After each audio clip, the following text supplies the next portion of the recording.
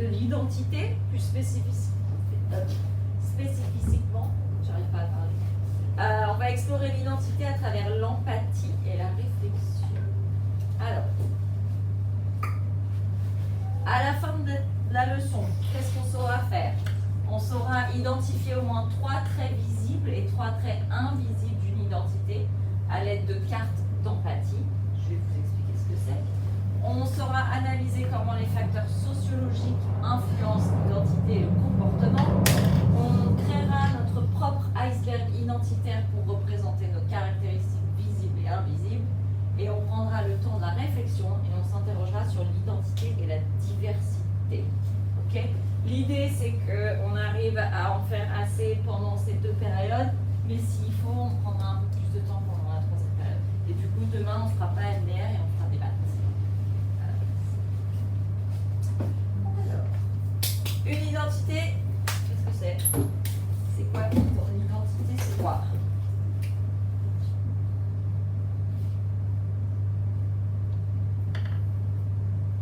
Adam. Parle bien en force, s'il te plaît. Une identité, c'est ce qui fait d'une personne qu'elle est différente des autres. Ça permet de différencier les personnes.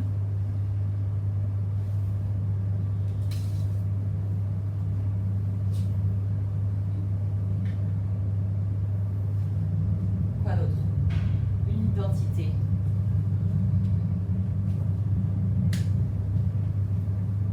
Gorga. C'est comme qui tu es. Ouais. Qui tu es?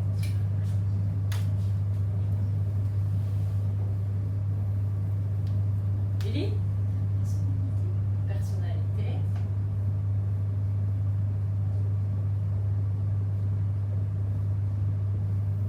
Amine? Ce que tu aimes. Ce que tu aimes.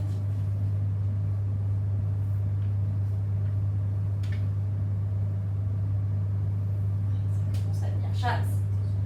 Tes opinions.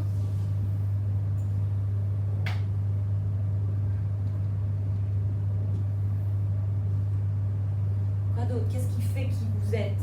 Amine? Ce que tu crois. Ce que tu crois. Magnifique. Ça peut être quoi ce que tu crois? La religion. Ouais. Quoi d'autre? Opinion. Ouais, des opinions. C'est un peu ce que tu crois qui est bien et pas bien. Ouais. Donc ça, on va appeler ça les valeurs.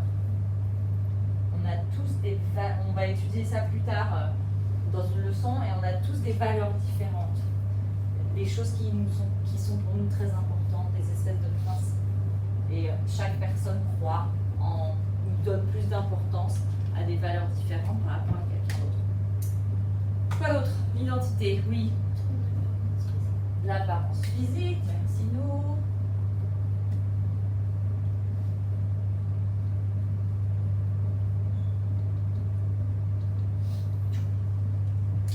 Quoi d'autre?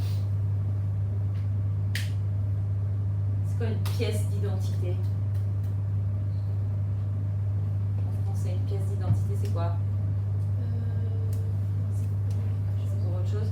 Attends. Les personnes qui t'entourent. Attends, réponds à ma question. Une pièce d'identité, c'est quoi?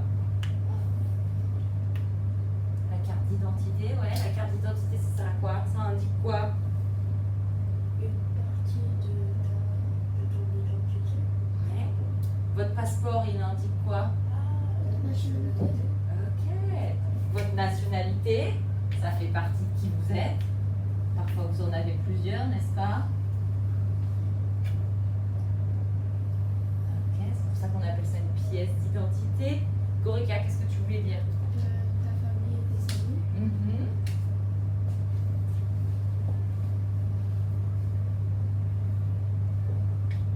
Alex, Notre métier. le métier, bien sûr, la profession, où est-ce qu'on est étudiant, élève? Je vais vous lire cette histoire. Et ce que j'aimerais pendant qu'on la lit, c'est que vous prêtiez attention au personnage principal. Et vous allez remplir un diagramme de l'empathie. Un diagramme de l'empathie, c'est ça. et il est divisé en 4 espaces. Pourquoi? Donc au milieu, c'est votre personnage principal. D'accord? Et après, en haut, il faut vous mettre à la place du personnage principal. D'accord? C'est sa perspective. Donc, en temps, quel type de commentaire est-ce que ce personnage, cette personne, pourrait recevoir de la part d'autrui? Donc dans le livre, quel type de commentaire est-ce que le personnage entend? Pense. Quelles pensées, quelles idées peuvent traverser l'esprit de ce personnage? Votre avis, qu'est-ce qui se passe dans sa tête? Fait. Comment pourrait agir ce personnage? Comment pourrait-elle réagir face à leurs circonstances? Leurs circonstances, c'est par rapport à qui ils sont et les choses qui leur arrivent. D'accord? Ça aura plus de sens quand on lira l'histoire. Et enfin, ressent. Que ressent ce personnage? Quelles émotions peuvent apparaître? D'accord? Donc c'est en fait hear, think, do, feel en anglais, d'accord? Et après, j'ai juste mis un descriptif pour expliquer ce que c'est, mais il faut que vous écoutiez l'histoire en pensant aux émotions du personnage principal. Ok?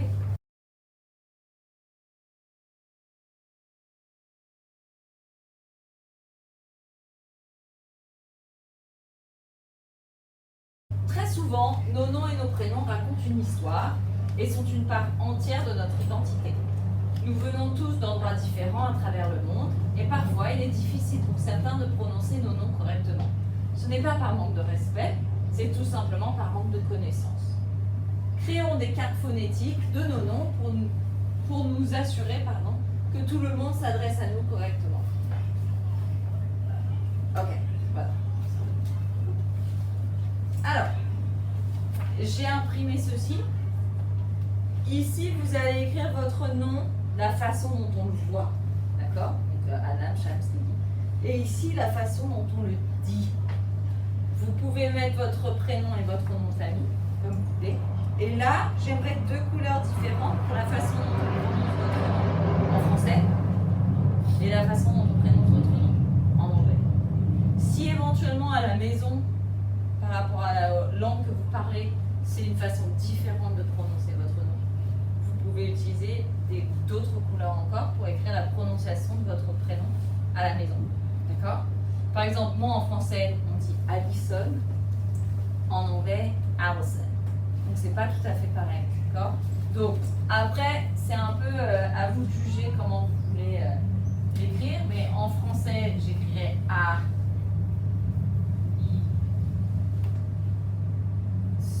Pour être sûr qu'il y ait les 2 S, d'accord? En anglais, Allison,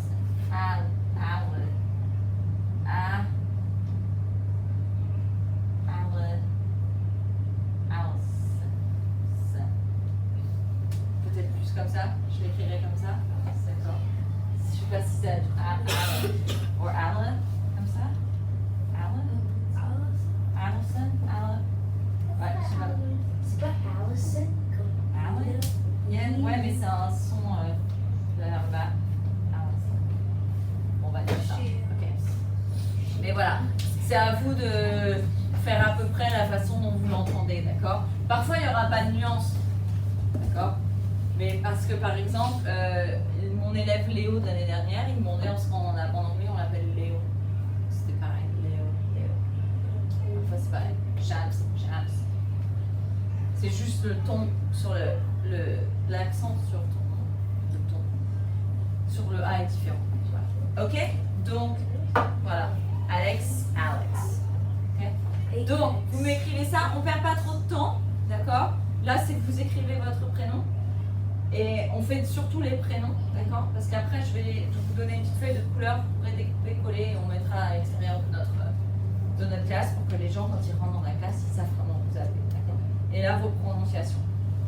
Ça va? Question? C'est clair? Ok. On n'a pas besoin de 4 ans pour faire ça. D'accord?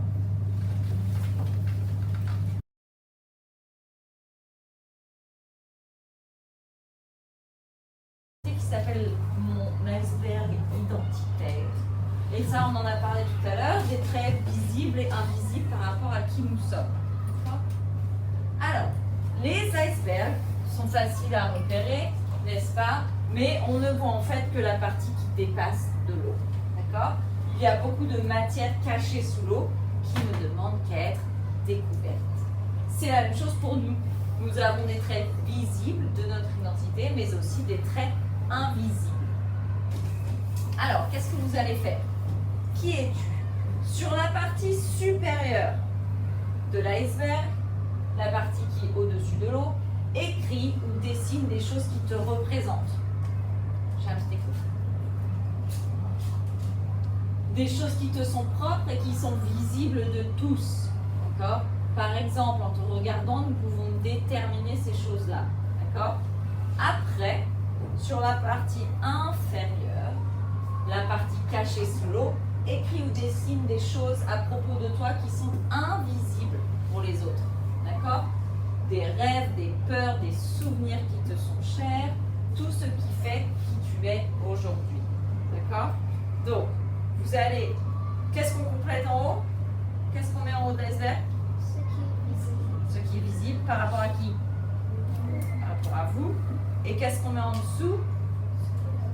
Ce qui est invisible par rapport à vous. D'accord? Il est important que vous complétiez votre iceberg au crayon à papier. Parce qu'après, il y aura une prochaine étape pour vous mettre de la couleur. D'accord? Donc, tout ce à quoi je vais vous mettre un timer, je pense de 5 minutes. Et vous allez m'écrire tout ce à quoi vous pensez qui est visible et invisible par rapport à vous. On n'écrit pas ma nationalité, non. Moi, ma nationalité, c'est française, donc ici, j'écris française. Quand là, je veux du personnel. OK? Et en haut, vous écrivez votre nom. Est-ce que je sais comme ce qui est visible? Oui. Question? Ça va? Vous avez compris ce qu'il faut faire? Alors, go. Et vous verrez après, il y aura une prochaine étape.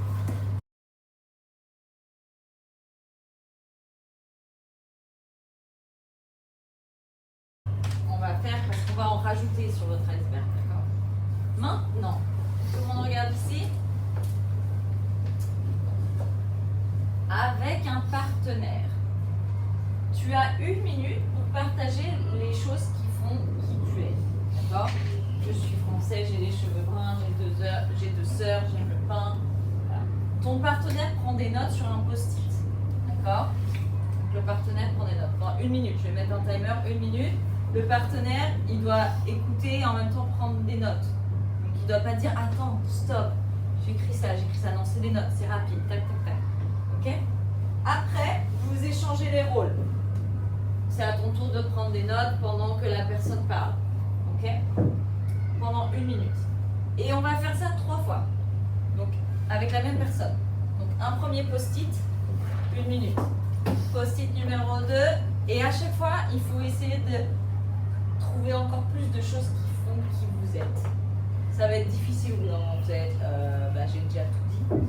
Je ne sais pas quoi rajouter. C'est pour ça qu'il faut aller au plus profond pour trouver des choses à rajouter. D'accord?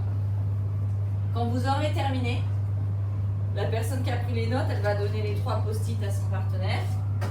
Ok? Et vous prendrez une autre couleur et les choses qui ne sont pas déjà sur votre iceberg, vous les rajouterez dans une autre couleur. D'accord? C'est compris? Lily, qu'est-ce qu'on doit faire? On peut avoir 1 minute avec un partenaire, on va avoir 1 minute des notes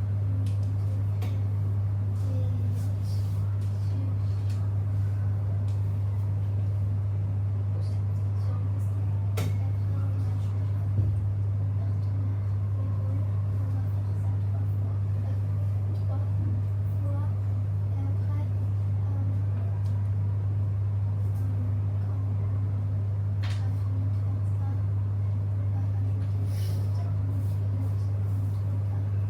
Très bien, super.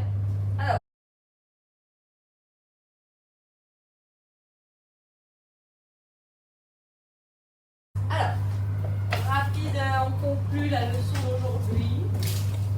Est-ce que, quand vous pensez à votre iceberg et tout ce que vous avez écrit, est-ce que vous saviez tout ça de vous-même ou est-ce que c'était facile de chercher de l'information ou pas? Ou est-ce qu'au bout d'un moment on bloque? Ouais. Pourquoi? Alors, dites-moi plus. Nous, pourquoi c'était difficile?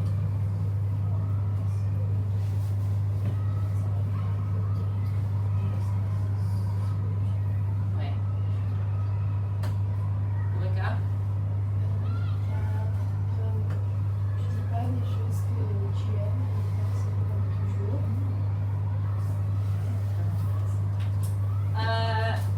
Est-ce qu'il y en a certains qui veulent montrer leur iceberg et le présenter aux autres? Allez, viens là.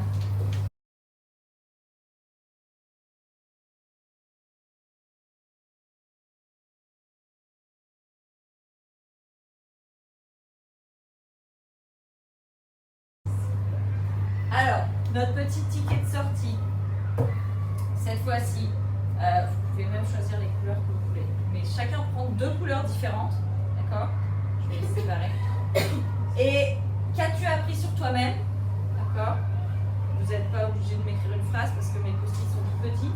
Okay? Qu'est-ce que tu as appris sur toi-même quand on a dû aller chercher loin pour trouver de l'information pour faire son iceberg? Et qu'as-tu appris sur quelqu'un d'autre que tu ne savais pas? Et éventuellement, soit le partenaire avec qui vous avez travaillé, soit Chab, soit Adam, qui sont partagés par rapport à leurs icebergs. D'accord? Donc, vous allez choisir, venez choisir vos 2 couleurs. Quand vous avez fini, vous les accrochez ici. Prenez un petit, il y a plein de petits pins, d'accord? Parce que sinon vos post-it ils vont pas tenir. Et vous les posez ici, d'accord? Allez go. 2 post-it de couleurs différentes.